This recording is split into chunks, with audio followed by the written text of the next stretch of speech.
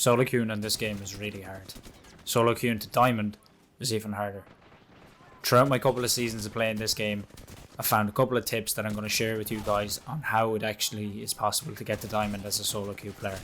Make sure to stick around for the end of the video because I've also got a nice little bonus tip for y'all. Catch you in 2.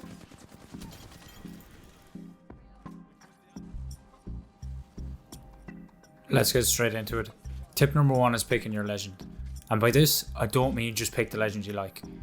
Sometimes you actually have to judge based on the player that you're with and the people that you're with. Sometimes you may need to play a support legend. Sometimes you may just need to pick a legend that suits your comp. But at the end of the day, guys, it's your RP that's on the line. If you like using Ashe or you like using Horizon, but it doesn't suit the team and no one else has picked a support and you're so happen to be the third person that has to pick, dude, it's up to you. You just gotta do it. I'm sorry, but things like that are just going to cost you RP if you don't do it, and that's as simple as that. No crafting is going to kill you.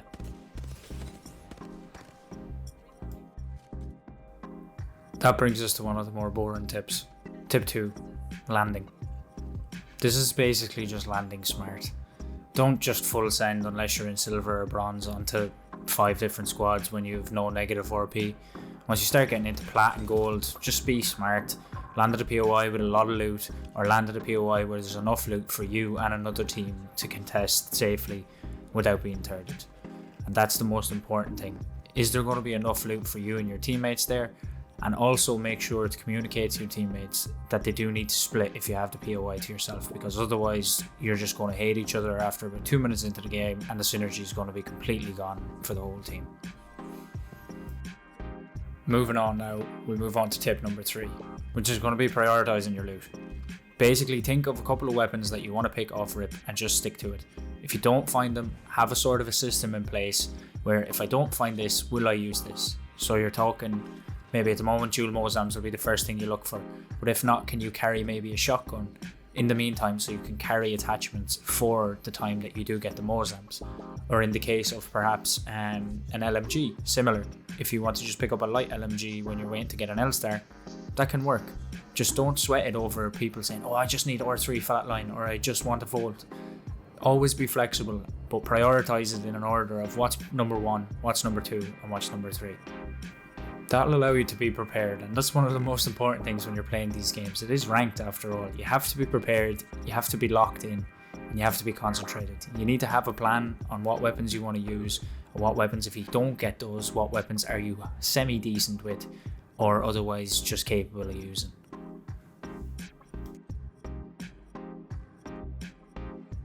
Tip number 4, use your legend for Evo. And look, this is one of the most overlooked things in this game. If you're using a scan legend, please scan beacons. If you're using support legend, use the support bins. If you're using an assault legend, hit the assault bins. If you're using a skirmisher, scan the care packs and fuck off.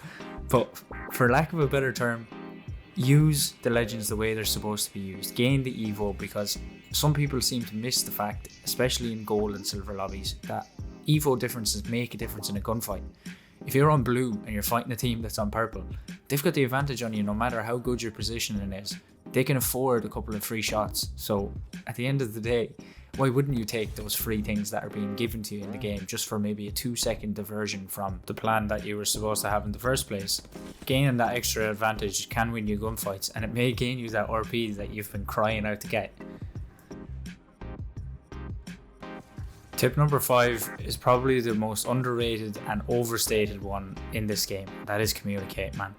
It doesn't matter how, whether it's using the ping wheel or whether it's just hopping on your mic on push to talk just to say, look, there's an extra team here, or there's a third here, or you're low on something. Like, honestly, the teammate there just informed me that there's a team outside on the left, and at least I'm ready for it. I'm not going to just stick the res and get in trouble. When you work in your normal job, you communicate every day, and that's how you succeed. Trying to play this game without communicating is like putting a handicap on yourself. You're basically trying to play this game on super hard mode, which you're already doing when you're solo queuing. So why make it any harder on yourself? I understand some people find very toxic players and that can cause a lot of hassle, but at the end of the day, overall, it's worth it.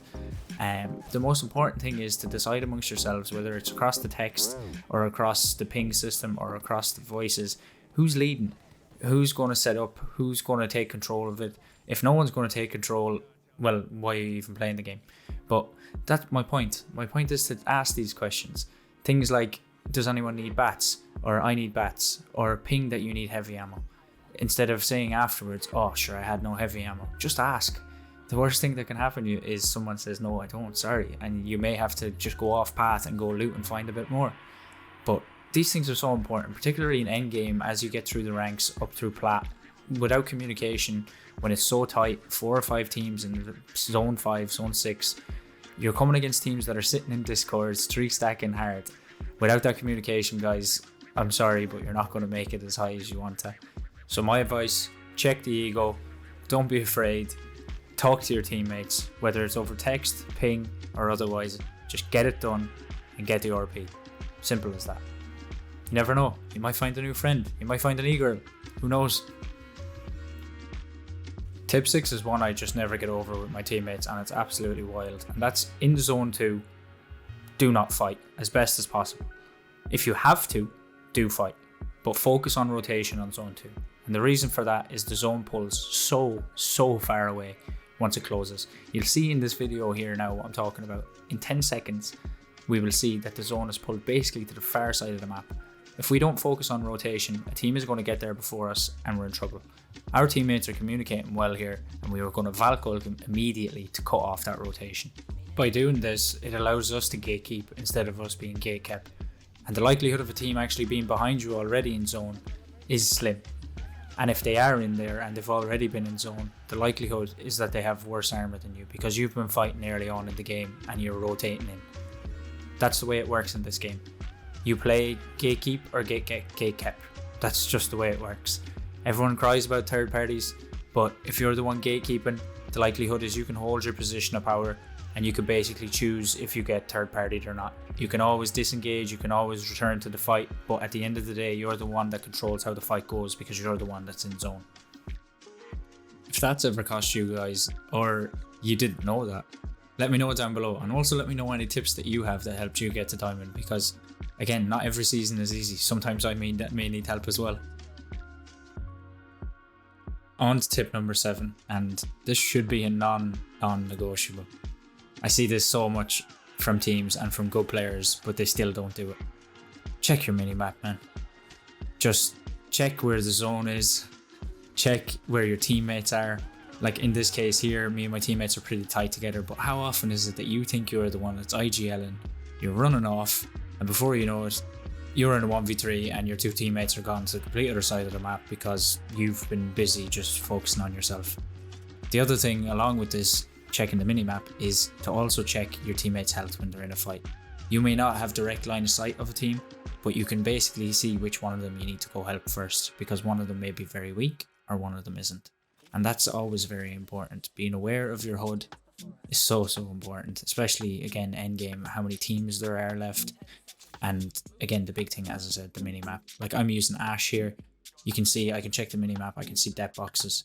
One of her great skills is that you can see if there was a fight somewhere recently, so you know if you want to avoid that fight, or perhaps you want to push in onto that fight and maybe third party it. It gives you the amount of time that the kill was taken beforehand, so really useful skills like that. But overall guys, please just watch your teammates, where they are on the map, what they're doing, and if there's anything you can do to help them, because at the end of the day, as I said, you're solo queuing, but you still need to be a team, you still need to play together. You don't see anyone playing ALGS or anyone in pred lobbies who are 3 stacked spreading halfway across the map from each other, unless there's good cause for it.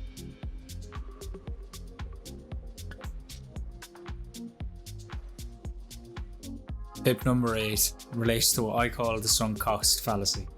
Basically, this is if you put so much work into something, you want to get it through, no matter how shit or ass it is, you're still going to get it done. You've put so much effort into it, you have to finish it. But in Apex, it doesn't work like that. So I call this tip to fight or not to fight. That is the question. Sometimes you could be in the middle of a gunfight and you may decide, oh no shit, we need to dip out of here because we can hear a third party coming, or you're just not in great position in terms of end zone. Having that awareness while you're playing the game to say, okay lads, let's tune in here for a minute, time to get out of here, we need to get around because this team has us held at a choke.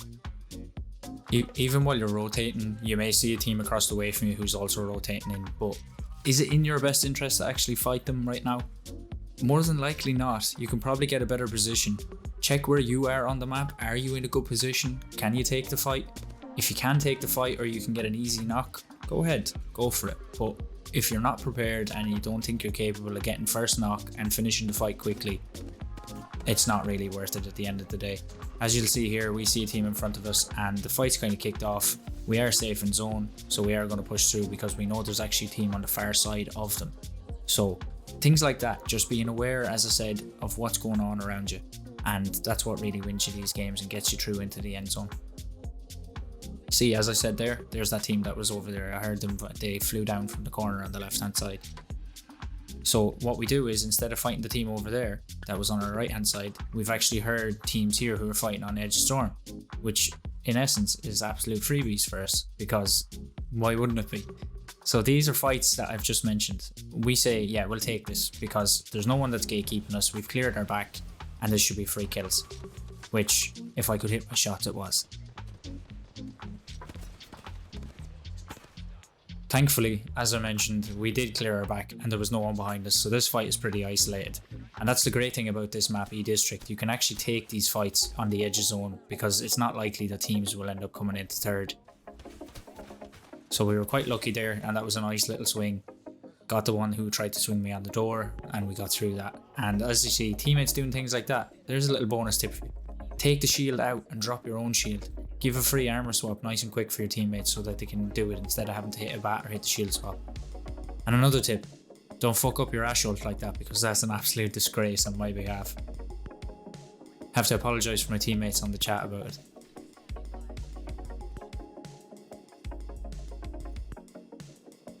This next tip ties in pretty nicely with that. 2's company, 3's crowd.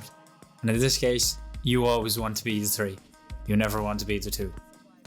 Third party the life out people in this game when you can, but don't get third parties. And it's really as simple as that. Check your opportunities, as I said, from using the tips that I gave you before around minimap awareness and otherwise, you're on the money. But make sure you can do it at the right time.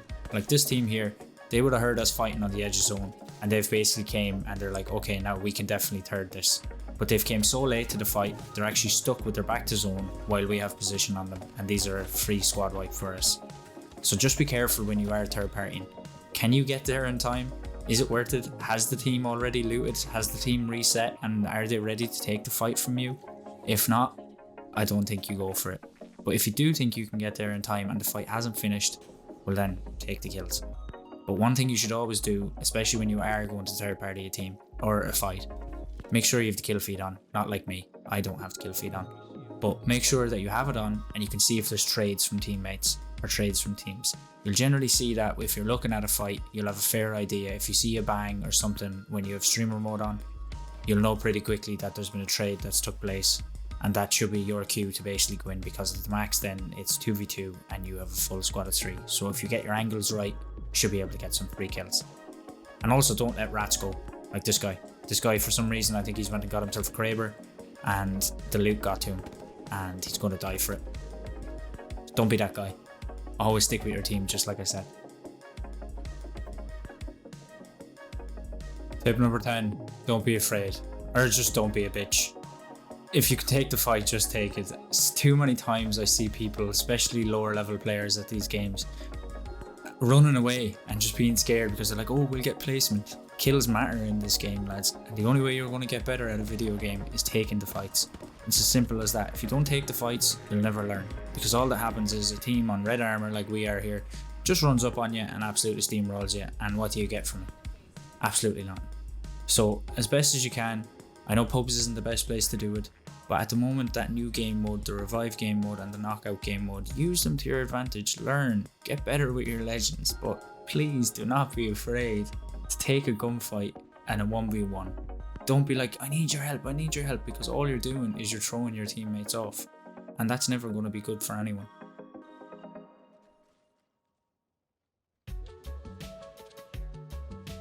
If by the God's good graces you make it to endgame, positioning basically wins you the game. In this case, you're looking at where we are in endgame now, and we're going to try get into the bowl in the middle. The bowl has great headies and it's super useful for winning this game. Where we are now, we've a bit of high ground. We're on the edge of the zone and not every team is looking at us. We've just got one team across the way from us and we know that there's 2 other teams somewhere. So our teammate is pinging here. We're having a look around but there's no one there. So we'll take our second best option, which is to use the headies on the stairs. Always use headies in this game where possible. The little amount of your body shown is the most important thing when you're in a gunfight. The less of your body that's on show, the less that the opponent can shoot, and it is really that easy and that simple. Where we're playing here, we're just trying to stay away from danger. We don't want to be the center of attention. So we're just checking our angles left and right, and again sitting on headies, trying to get some damage in to take some utility away from the teams, make them use their shields, which that team up there is doing to me currently. It's not an ideal situation, but this position that we took here is what actually wins us the game because it was the smartest play for us to do. Our last tip before the bonus tip is my most important one. Just go easy on yourself. This game can drive you up the wall.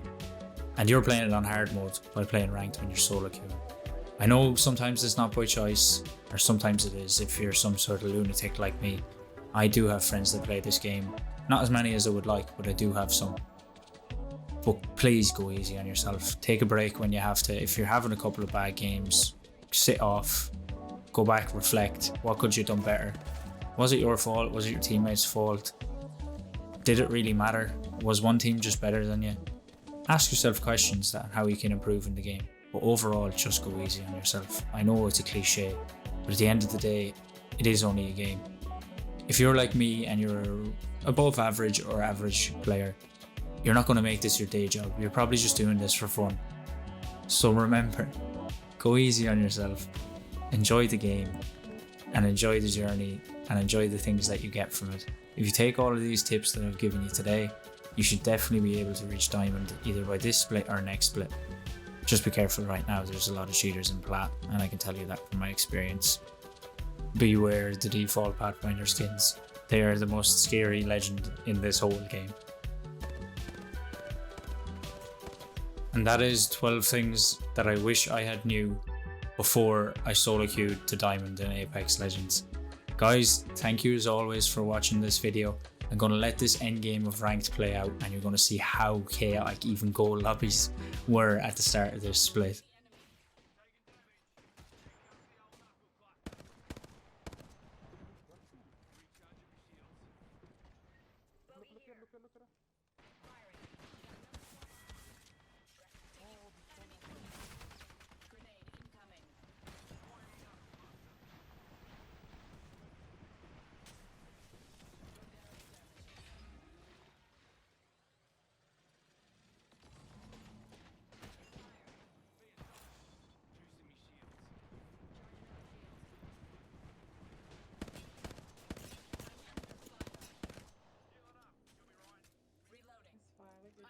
Where are the other ones?